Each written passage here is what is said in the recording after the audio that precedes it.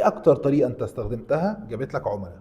كتير مننا بيغفل ان هو يحلل الاداء بتاعه خلال فتره، لنفترض 3 شهور او سنه او غيره، ويعرف هو بيكسب عملاء منين. انت بتركز على عدد العملاء وانك تحاول تجيب عملاء بكل الطرق الممكنه، بس لو ركزت هتلاقي غالبا 20 30% من المحاولات بتاعتك بتؤدي ل 80% او اكتر من العملاء اللي بتجيلك. الفكره دي فكره ال 20 30، هي ببساطه انك تركز على 20% من الاكتيفيتيز اللي بتطلع لك 80% من النتائج.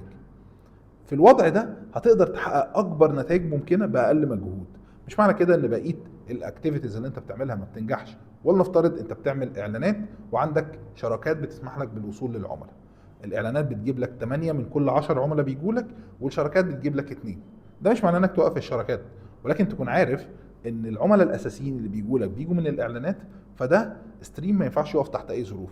وتبدا تدرس البارتنرشيبس اللي انت بتعملها ما بتحققش نتائج دي، وتحاول تطورها عشان تجيب لك نتائج احسن في المستقبل. فمهم قوي تكون بتدرس النتائج اللي انت محققها حققتها ازاي، وتبدا تطور على اساس السكسس اللي انت عملته قبل كده عشان تحقق جروث اسرع في الفتره اللي جايه.